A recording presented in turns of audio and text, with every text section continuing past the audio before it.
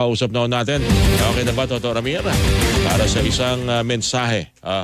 Minsan lang naman ito, kailangan natin daw gantong mga gabay at paalala para po sa isang mas masustansya at maligayang Pasko, mga kapuso. Father Douglas Badong ng St. Joseph Parish sa Gagalangin na Tondo. Yan, okay. Mensahe sa ating mga taga-subaybay. Father Douglas, kumusta ka na, Father? Magandang umaga po sa inyo. Merry Christmas, Father Douglas.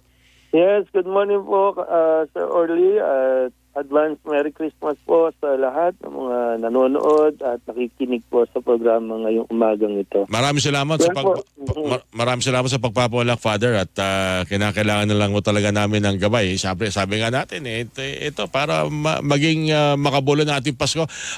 Ano ang pinaka-tema, ano ang nakikitang mas kinakailangang message ng Simbahang Katoliko sa ating mga kababayan ngayong taong itong 2024 na talagang isa ito sa mga marami din paghamon na ating tinanggap, lalo na ho mga Pilipino, Father Douglas?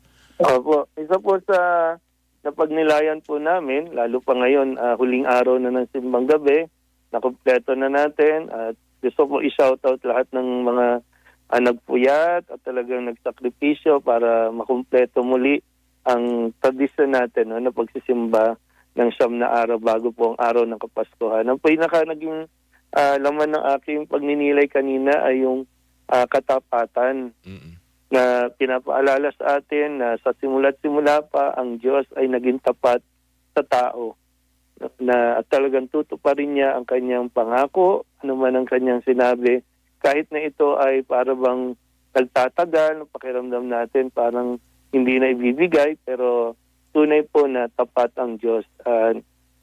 Siguro, talagang magandang katangian nito na mapaalala sa atin, lalo pa ng mga nangyayari ngayon, sa kaguluhan, lalo na sa politika, na naghahanap tayo ng taong tapat talaga.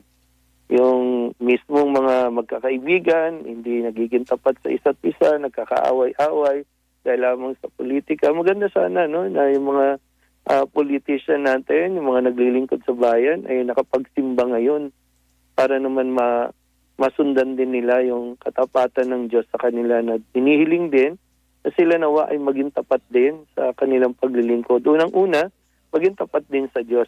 Yung pagsusumikap dapat nandoon na maging tapat tayo sa Diyos.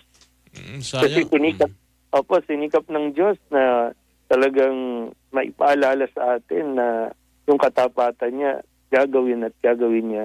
Kahit na hindi natin deserve, kahit nagkakamali tayo, mananatili siya. Pag sinabi ng Diyos, gagawin niya at tutuparin niya. Maganda pala mensahe nitong araw na ito, no? Saan tama kayo, Father Douglas, kung sana yan nakapakinig. Dahil parang isa yan sa mga katangian na parang bihira ho nating makita ho ngayon, lalo na sa ating mga taong laging nakakasalamuha, naririnig, na may sinasabi pero parang hindi pala yun totoong pakahulugan ng kanyang nais na gawin o ipakita sa kanyang kapwa. Father Douglas, ano?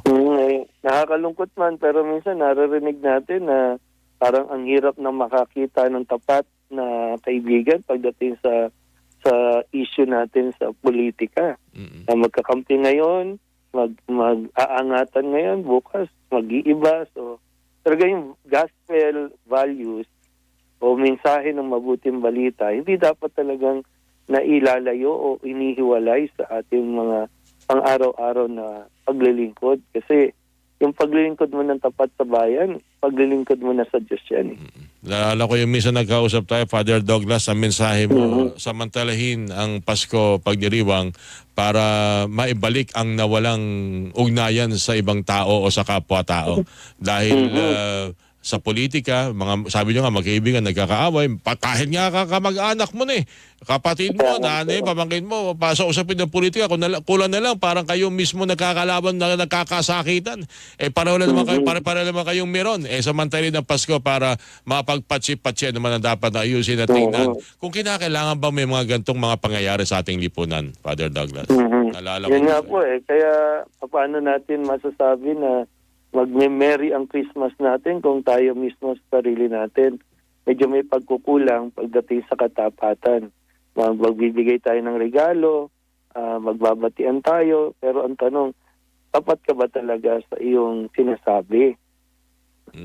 Sana, no? Kaya nga, sana nagdasal tayo ng mabuti, talagang pinaglinayan natin ng mabuti itong ating ginawa, no, na pagpapaalala sa atin. Kasi ito naman po, no, yung pagsisimbang gabi natin, itong Pasko, talagang nakafocus tayo sa kung ano ang ginawa ng Diyos para sa atin. At hindi naman yung kung ano lang ginagawa natin para sa Kanya. No? Ang mahalaga, maunawaan mo ano ang ginawa ng Diyos para sa iyo. At ito nawa yung mag-inspire sa iyo sa kung ano man na pag-uugali na dapat natin na baguhin o dapat nating isabuhay. Para talagang pag sinabi mong Merry Christmas, Merry talaga at totoong Merry ang Christmas. Yung tao sa puso at totoong sinasadiwa ang salitang Merry Christmas. Again, Father Douglas, maraming salamat sa inyo pong mensahe muli. At sa ulitin, Father, Merry Christmas po sa inyo. Merry Christmas po sa inyo. God bless you. Maraming salamat. Parish priest po ng St. Joseph Parish sa Gagalangin Tondo, si Father Douglas Badong, mga kapuso, ang inyo pong napakinggan.